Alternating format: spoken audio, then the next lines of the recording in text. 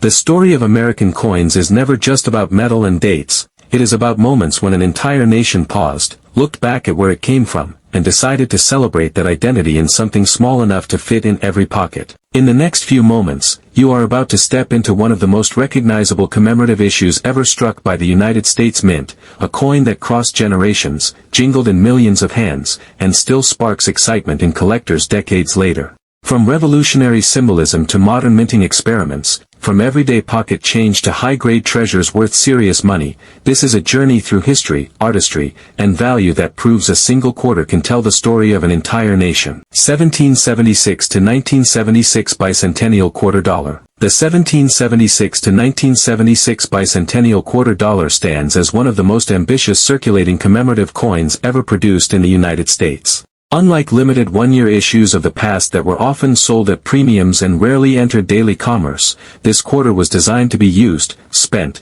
and seen by virtually every American during the nation's 200th birthday celebration. The United States Mint wanted the bicentennial not to live only in museums or collector albums, but in grocery stores, gas stations, school lunch lines, and payphones. Every exchange of change became a subtle reminder of 2 centuries of independence. Planning for the bicentennial coinage began in the early 1970s, when Congress authorized the mint to redesign the reverses of the quarter, half dollar, and dollar temporarily to commemorate the anniversary of the Declaration of Independence. Rather than replacing the familiar obverse portraits, the mint retained George Washington on the quarter, Thomas Jefferson on the nickel's counterpart series, and John F. Kennedy on the half dollar, maintaining continuity while giving the reverse a celebratory transformation. The quarter's redesign became a national event in itself. A public competition invited artists and designers from across the country to submit concepts that reflected American heritage, liberty, and the spirit of 1776.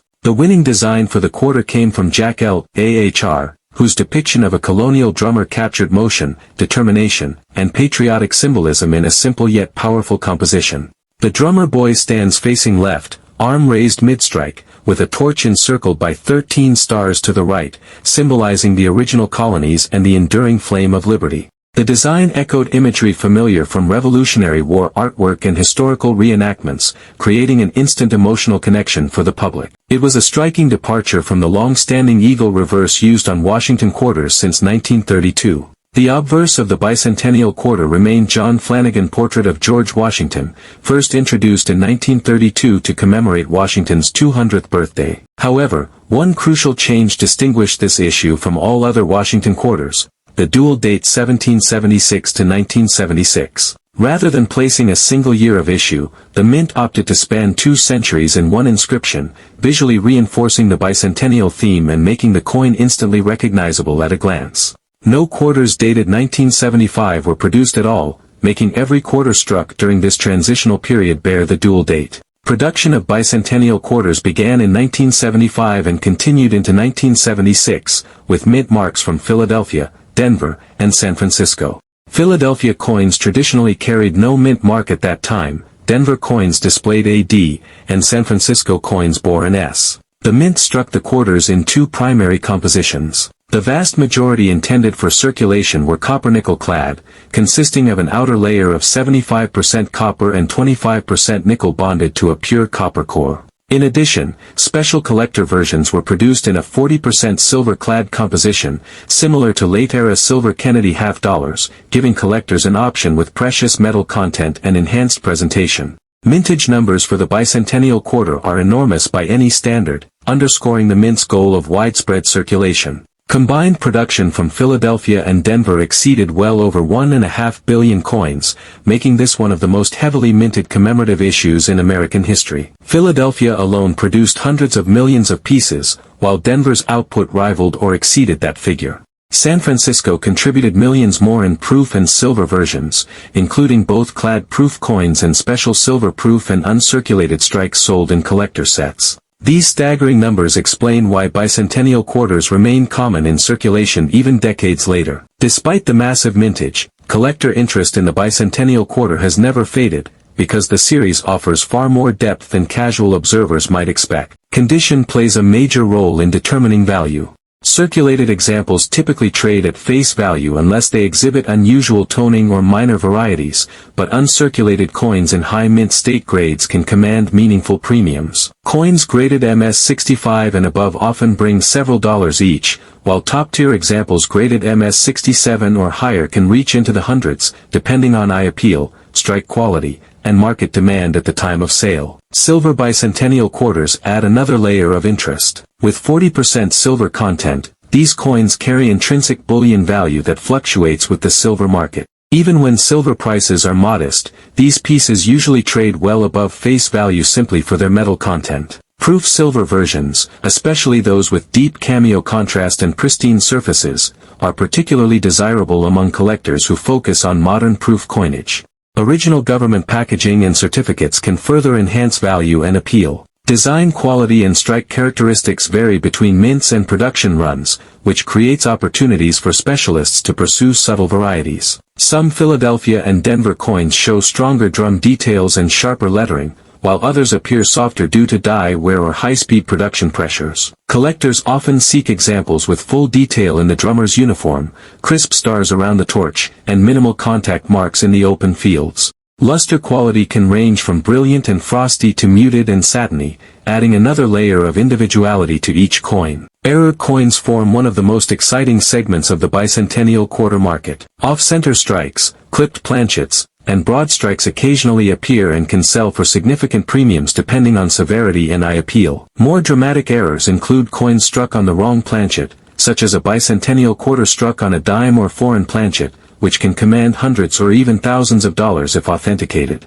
Missing clad layer errors, where one of the outer layers fails to bond correctly, create a dramatic color difference and weight reduction, making them highly collectible. Double die varieties have also been reported, particularly on the obverse lettering and date. These result from misaligned hubbing during die creation and can produce visible doubling under magnification. While most examples show minor doubling that adds modest value, strong and clearly visible double dies can generate substantial interest and premium pricing.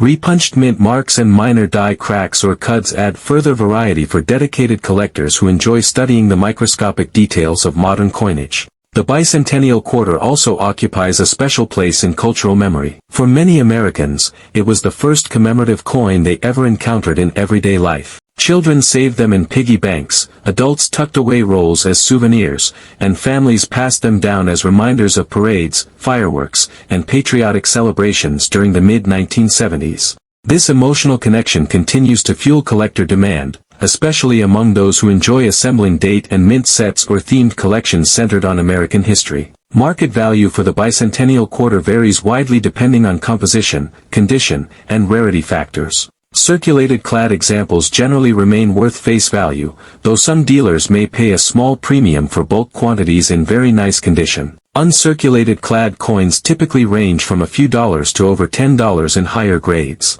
Silver versions often trade in the range of several dollars to well over $10 depending on silver prices and condition, with proof examples commanding additional premiums for strong cameo contrast and flawless surfaces. Exceptional high-grade certified examples can reach into the hundreds, and rare error varieties can exceed that by a wide margin. Collector demand remains steady because the series appeals to multiple segments of the hobby at once. Beginners enjoy the accessibility and affordability of the coins, making them ideal entry points into numismatics. Intermediate collectors appreciate the challenge of finding high-grade examples, attractive toning, and interesting errors. Advanced collectors pursue top population registry pieces and rare varieties, often competing fiercely at auction for the finest known examples. The bicentennial theme also attracts patriotic collectors and history enthusiasts who may not otherwise collect modern coinage.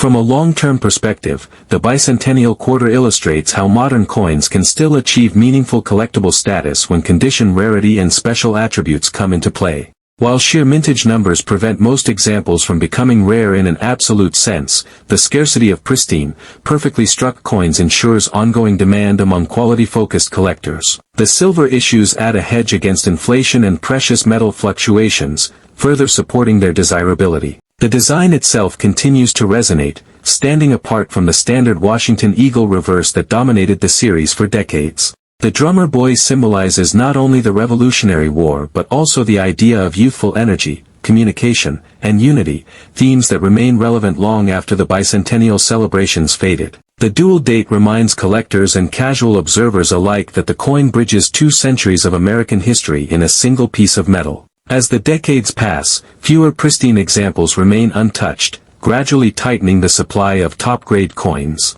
This natural attrition supports gradual value growth in the upper end of the market, especially for certified pieces with strong eye appeal. Rarer coins, by their very nature, remain finite and often disappear into private collections, making them even more desirable over time. Whether discovered in a roll from the bank, inherited from a family collection, or purchased at a coin show, the 1776 to 1976 Bicentennial Quarter Dollar offers a compelling blend of history, artistry, accessibility, and potential value. It reminds collectors that even the most familiar pocket change can carry layers of meaning and opportunity, waiting to be uncovered by those willing to look a little closer. In the world of numismatics, few coins manage to unite national celebration, mass circulation, and enduring collector fascination quite like this iconic quarter, making it a true cornerstone of modern American coin collecting.